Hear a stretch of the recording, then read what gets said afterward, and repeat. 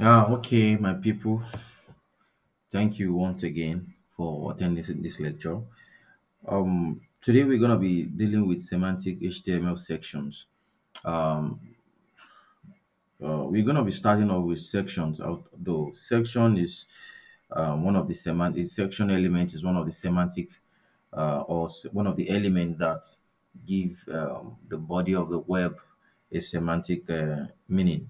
So in HTML, the section element is used to define. Let me see. Let me write it. This is section. Let me see. Section element. Let me. Sorry. This is Ginger. Okay. Let me say section. Section. Section. Close it. So section element is used to define a standalone section of the content within a document. So it represents uh, the represent the semantic grouping of content uh, that is that is typically related to a specific topic or subject.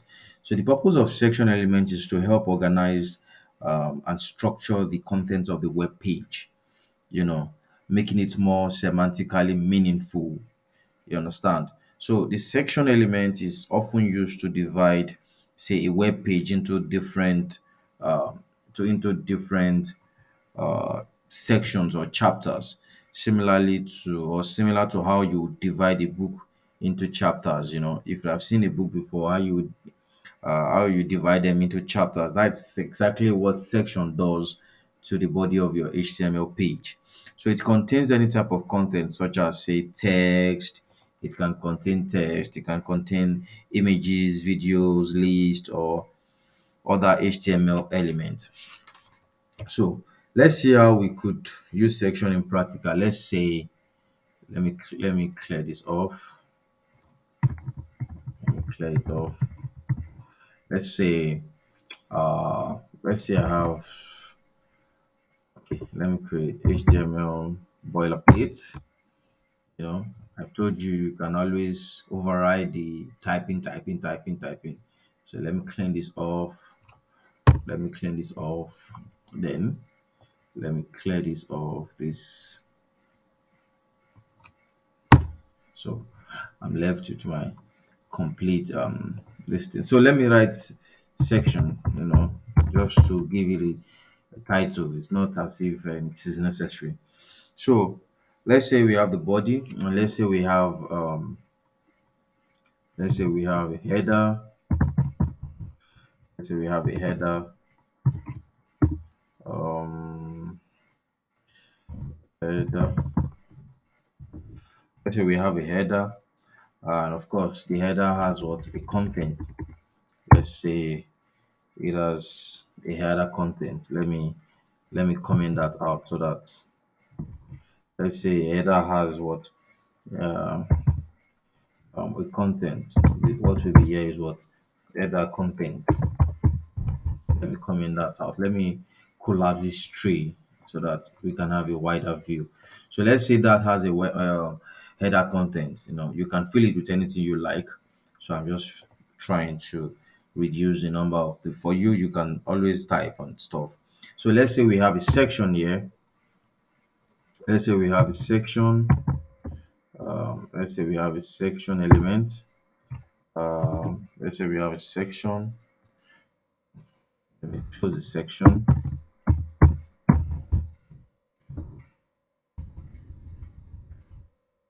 Let's say we have a section here. Uh, then let's say we have something like H2. Let's say we have about us, about us. Say we have H2 about us. Um, and let's say we say, okay, what about us? Let's say we have. Let me create a p tag here.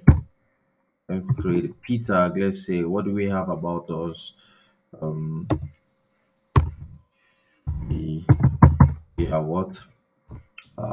We are software engineers. Software engineers starting to starting to code HTML. Let's say we have. Let's close our p tag. You can put anything there. It's up to you what you put there. Say, let's say we have an image source. You know, I'm just trying to give us a hint of what we might put in within the section element.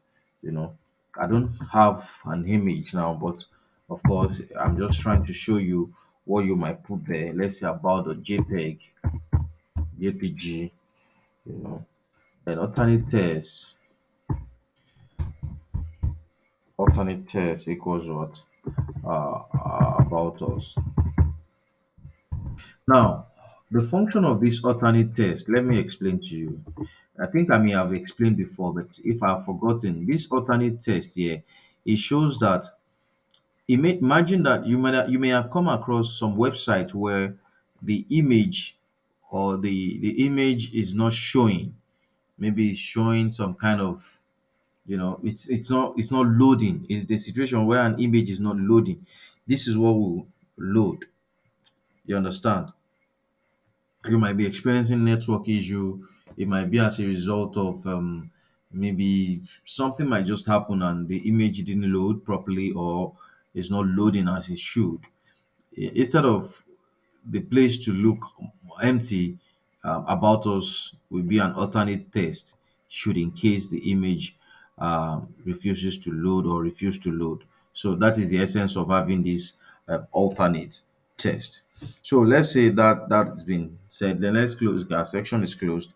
So let's say we have another section. Let's create another section. Let's create another section. Let's create another section. Let's create another section. Let me expand it. New page.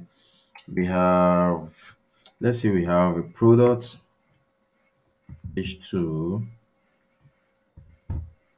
Let's say, we have, say, product.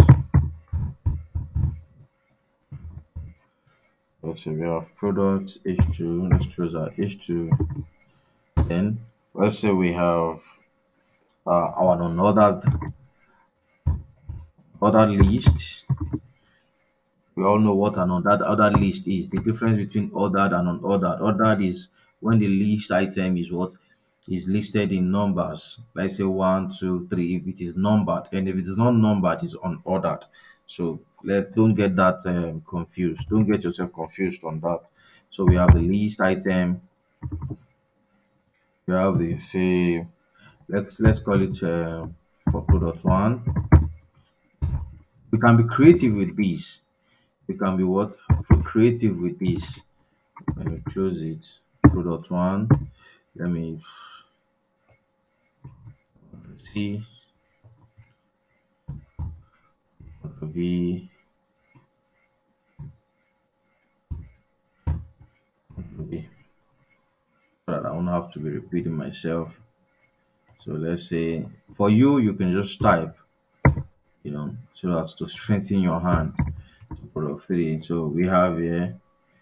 Um, let me close the element. So let's say we have something like that, and let's say we have a filter. Let me create a filter. Let me create a footer. Let me say footer. I will show you what a footer is. Let me say right now I'm not creating a filter. Let me just something here. Footer content. I'll show you what a footer is. I think I've told you before, but Still, to refresh our mind on what a footer is. Footer. So, and of course, our body is closed. So ignore this. Ignore this. You can clean off. So, notice that the header element is different from. I want you to observe something. I put an header element here. This header element is different from head element. You understand?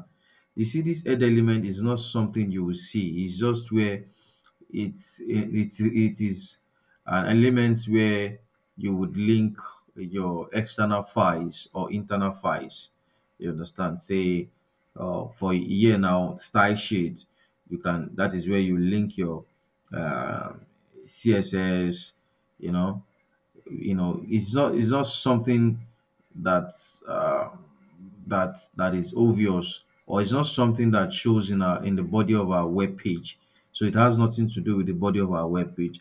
But this header, I'll show you what an header is so that you will not get confused. So I want you to know that there is a difference between header element and what head element. The head element is above the body element, and it is not seen in the body of the what of any web page. But the header element is seen in the body of the web page. Please don't mix it up. In HTML, the header element is used to define the introductory or navigational section at the top of a document, or a section within a document. It typically contains, let's say, the branding, the logos, the title, navigation menus, and other introductory or identifying content. You understand? So the header element is commonly placed at the beginning of a web page or within a section or article. So to provide a consistent header across multiple sections or articles, uh, it helps users quickly identify helps users to quickly identify the purpose of the page and navigate to the other part of the website. So I'll give you an example of what an header is, not a head element. I just told you it's different. So don't worry. In our subsequent classes, we are going to be using it in practical. So I believe this will show how it comes in handy. Or let me even show you a practical example of what I'm currently building. I'm currently working on a project now. I'm building a website for somebody. I think. Let me let me show you what it. So I'm currently building um, a web page for somebody. I think. Let me show you what it is. I think I've run it. Yes, I've run it. Let me show you what the header is. Yeah, this is it. Let me run it. Okay. This is a header. This section here is a header. Sure, understand. This section here is what a header. You understand? So, of course, you will see that it shows a lot of navigation, clickables and stuff. So that is what a header is. So don't get confused. Don't confuse it to what with head element. So that is that. So we can you can even create a header. Let me create another, or let me run this. Let me go live and let's see what this will show us. Let's go live and see what this will show us. So now look at what I'm saying. Because I didn't have good, it's good that this thing is showing it. Because I didn't have an image inside the directory of my inside folder in my local drive, or in my well in my HTML document. I didn't have an image, so it's showing this thing here. This thing is supposed to be an image, but because I created an alternate text about us, so this is what I was trying to tell you. This alternate text is telling a user that What actually is here is what an about us what image. So that is that. That is that. So I'm even happy that it showed, so that it will give you a good understanding of what we are trying to portray. So like I told you, a header will always what contain a header will always contain the navigation section, uh, you know, different section that has to do with the page, the purpose of the page and stuff. Let's create a typical, a simple header um, file here, a header HTML element here. Just new file. Let me say header.html. You can have something like say I have to create another file.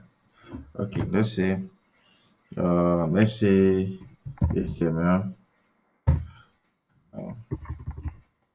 HTML. Okay, boilerplate. Turn this off. Turn this off. Turn this off. This is okay. Let's say we have header. Let's say we have header. Header. Let's say we have header. And in the header we have h1, h1, my website, example, h1. Let's say we have my website, and let's say inside my website, inside the h1 we decide to create a navigation bar. That's another semantic element. Nav bar. Let's say uh, nav bar. So we have a nav bar. So inside the nav bar, I decided to create another on all that list UL, another HTML elements. Let's say I decided to create these. Decide to create these. So let's say inside the another list, let me say I created uh, list item. Let me see, and I'll give it an href because I want it to when you are creating a href, you are trying to create a link. Let's say give it a home. Whenever you create href, you're trying to create a link.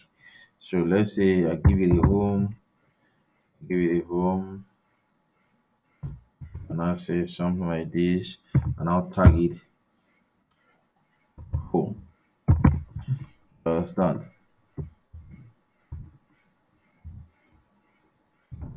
Now, whenever I create a list, I'm just trying to create uh, a kind of. I mean, whenever you see me use href, it's because I'm trying to create a link. So whenever you see href, just know that there's a link there, and it's a clickable link. I'm trying to. For your own case, you should be typing it so as for you to have uh, to have so let's say here we have about, let's say here we have contact. You should be, I guess you should be having an idea of how of what an header page is. Contact, you understand? So you have a okay with closer, so we can just say section blah blah blah. You can just say section. So important, what we are interested here is just this header. So this is just how to create it's a template of how to create a header. This is just a simple way of creating what a header. You understand? So I've told you, please don't make that mistake. It's different for what the head section. or head element. Header is different from head element. Head element is an element that doesn't show, or that doesn't show in the body of your web page, while header is what shows in the body of your web page. So if you take a look at this code, you will observe that uh, I made use of another semantic element, which is what nav. In the HTML, the nav element is used to define a section of navigation links within a document. So it represents a collection of elements that allow users to navigate through different sections or pages of a website. So the nav element is typically placed within the header element or directly inside the body of a web page. So it can contain various type of navigation elements such as unordered list or ordered list within the or even with the list items representing individual navigation items. So please get that straight. So if you take a look at the example, you will see that the nav element is placed within the uh is placed within the what the header uh, is placed within the header element and containing an another list with the four or with the three list items here. These three list items. So each list items represent a navigation links, like I told you. So it represents a navigation list. So when you click home, because you would have created another HTML file home. If you have created another HTML file about, you would have created another HTML file contact. So by the time you click, a user clicks home, it routes them to it's an internal routing. So it routes them to the HTML file where home is. When they click about, it routes them to where about is. When they click contact, it routes them to where contact is. So, so each list item represents the navigation links with an what anchor tag. And this, remember, I told you this is an anchor tag. And of course, anything inside an element is called what attribute. It's called what attribute. Remember, it's called what attribute. So um don't forget that. So it's what we created navigation links in an anchor tag, anchor element that has href attribute pointing to specific section. So you see that it is pointing to what specific section. This one is pointing to home section of what home section of the web page, and this one is pointing to what the about section of the web page, and this one is pointing to the contact section of the web page. So and it is what identified by an ID. So how do you know an ID and a class differently? An ID is when you have this pound sign. Pound sign is hash key. It's called pound sign. So when you have this pound sign beside beside the value of an argument, you understand, it is called what ID. You understand? So for example, say this, and this. You understand? They are called ID because what we have pound sign written before the value of what href.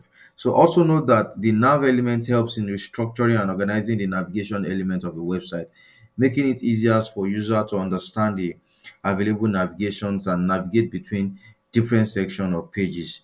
It is also important to note that while the nav element is commonly used for navigation menus, it should be used only for major navigation blocks. So you shouldn't just be using it arbitrarily.